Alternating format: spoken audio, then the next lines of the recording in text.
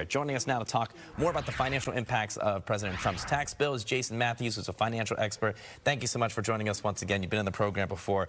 It depends who you ask, I think, when you try to wonder what exactly this bill will do for certain people. Who will it benefit? Who will it hurt? Different people will give you different answers.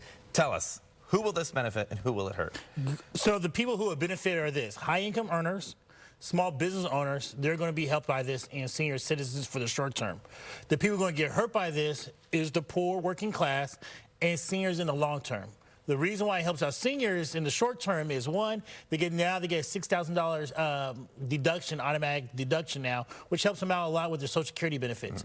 It helps out small business owners because, hey, they get a lot more deductions now for the businesses, so they could buy more equipment, more tools, and they can depreciate that whole thing.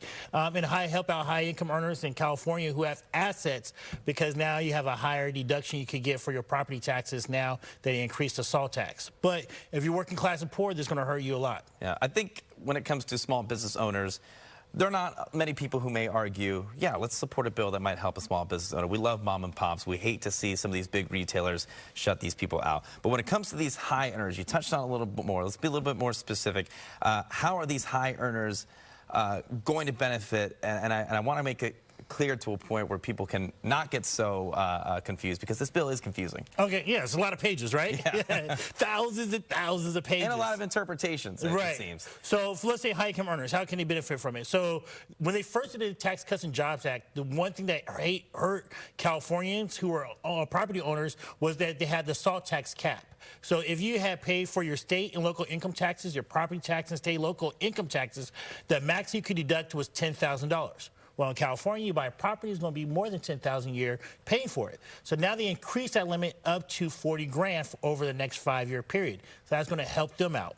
For business owners, if I want to buy a new computer, if I buy a new car, new equipment, now I can deduct all that 100% of it when I first buy it, when I file my taxes. That's how I help those two out. I remember back in 2017, or maybe it was 2018, whenever that first year that all these tax brackets changed, all these CPAs and accountants had to do so much studying because they had to learn how these new tax codes work and how their clients, how their finances are handled so differently. Are we going to see that again this time around? We're going to see it, but not as bad. The reason why this is a lot of this is an extension of the previous one.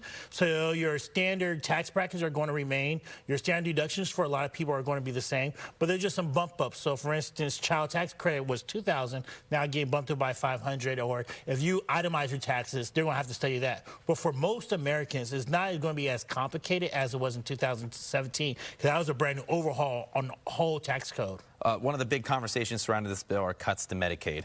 What does that look like?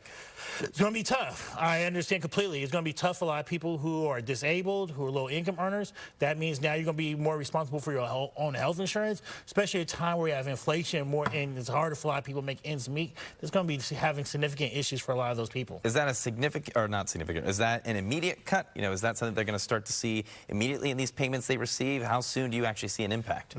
January 1st, 2026, we're going to start seeing that. So they got about 4 or 5 months to prepare for it. Wow. I mean, how do you prepare for that? You start saving now what you've already... You start saving, that's where the issue is going to be. Right. You know, if you're already struggling to make it happen now, it's going to be even worse for you at that point. It's very tough for them, unfortunately. Jason, we got to wrap this up soon, but I want to ask you one question.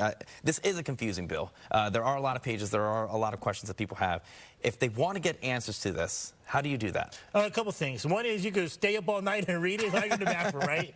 But make sure you go to non-partisan sites, go to the CBA, and you can read the ins and outs of it. Also talk to your financial advisor and your tax advisor and see how this actually affects you. Every household is different, so every situation is going to be totally different than your neighbor or your coworker. Jason Matthews, I'm sure this will not be the last conversation we have on this, so thank you so much for giving us a little bit of insight right now.